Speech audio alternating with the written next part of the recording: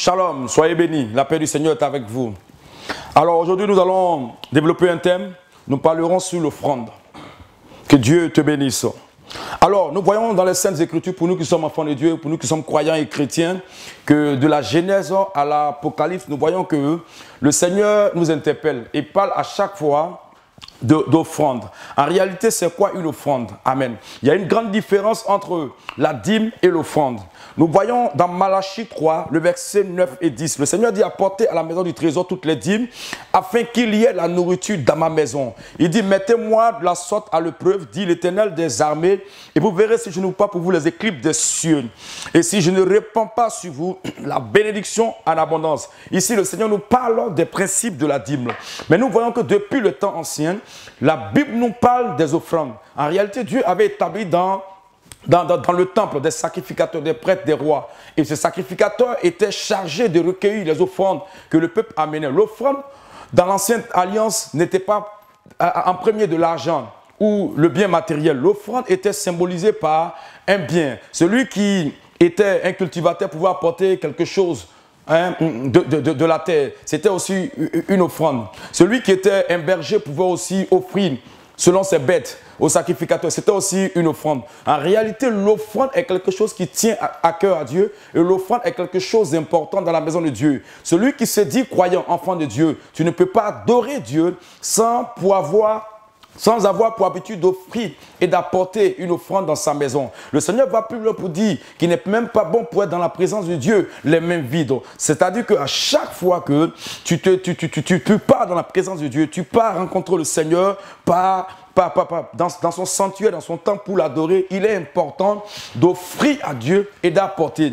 Alors nous sommes dans le temps modèle où maintenant l'offrande peut être symbolisée également par de l'argent, par du bien matériel. Les deux éléments ou les deux actions que le Seigneur demande que cela ne manque pas dans sa maison. Il dit: apporter de la nourriture, il dit: apporter dans ma maison les offrandes et les dîmes, afin qu'il y ait quoi? De la nourriture dans ma maison. Quand Dieu demande à quelqu'un d'offrir, d'apporter dans sa maison, c'est pour qu'il y ait la nourriture dans la maison. Et l'offrande va servir à recadrer le sanctuaire, le temple de Dieu. L'offrande va servir aux différentes dépenses, aux différentes activités dans l'église. L'offrande va permettre à l'église de fonctionner. L'offrande va permettre à cette structure spirituelle qui est la maison de Dieu de pouvoir être active, de pouvoir avancer. Donc quand nous parlons d'offrande en tant qu'enfant de Dieu, en tant que croyant, nous sommes en train de dire que le Seigneur désire que toi qui es croyant, toi qui es enfant du royaume, toi qui es fils de Dieu, que tu puisses apporter selon ce que le Seigneur t'a mis à cœur dans sa maison. Je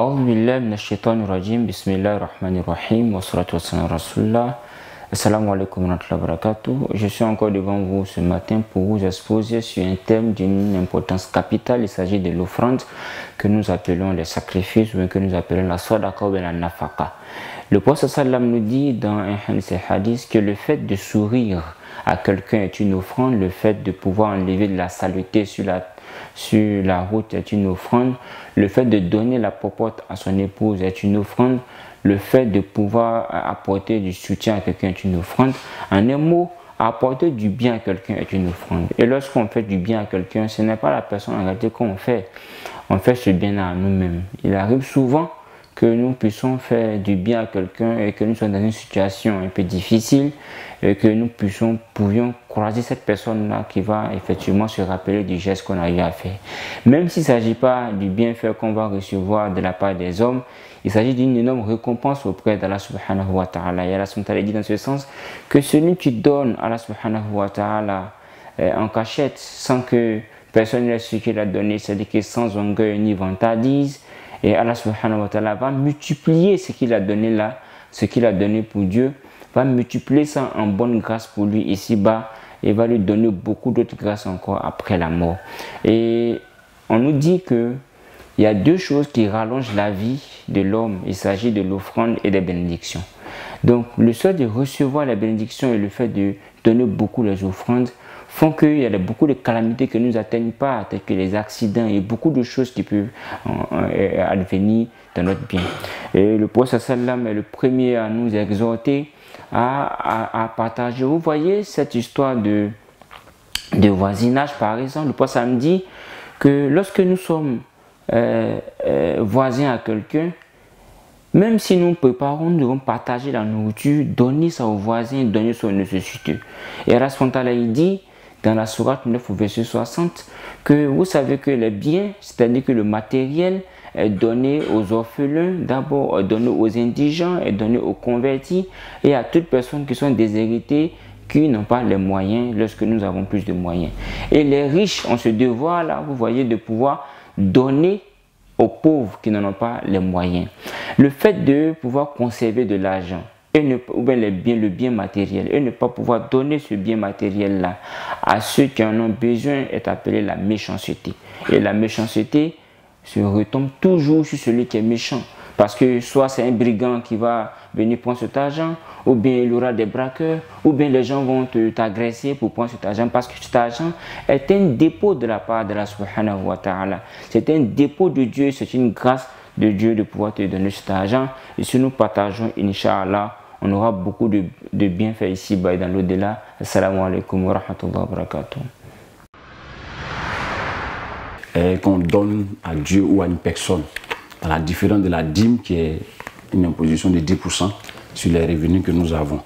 Et aujourd'hui, nous avons tendance à croire que c'est à l'église seulement qu'on fait des offrandes. Or, offrande, du verbe offrande vient le mot offrir, donner quelque chose à quelqu'un. Et aujourd'hui, l'église est taxée d'être le nid des escrocs, des arnaqueurs, des marmailleurs. C'est là-bas qu'ils se prennent l'argent. Or, nous nous rendons compte que dans d'autres parties, chez les féticheurs comme chez les marabouts, il y a aussi des offrandes qui sont faites, mais à la différence de l'église, il y a des offrandes de bœufs, de moutons, de pentates. Or, nous, on ne demande seulement que de numéraires. Mais c'est à l'église d'abord qu'on trouve que nous sommes mauvais, que nous sommes en train d'escroquer les gens. A même tendance à dire que c'est de l'ancien temps. Or, quand nous voyons dans la Bible, dans l'Acte chapitre 9, verset 36, la Bible parle de Tabitha, une femme qui était à Jopé, qui faisait des bonnes œuvres et des aumônes aux hommes de Dieu, à tel point que lorsque elle était malade, elle est décédée, l'apôtre Pierre est venu prier pour lui. Mais qu'est-ce qui a parlé en sa faveur? C'est l'offrande qu'elle faisait au Seigneur qui a parlé en sa faveur.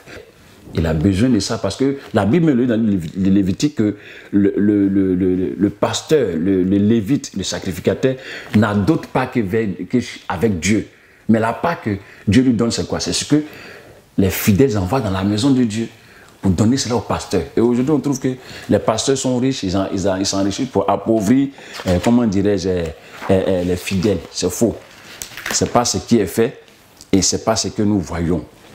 Et en 1 Samuel chapitre 24, verset 20 à 24, il dit « Et je n'offrirai point à l'Éternel mon Dieu des holocaustes qui ne lui coûteraient ». Ça, c'est David qui parle. David dit « Il ne peut rien donner à Dieu qui ne coûte rien ».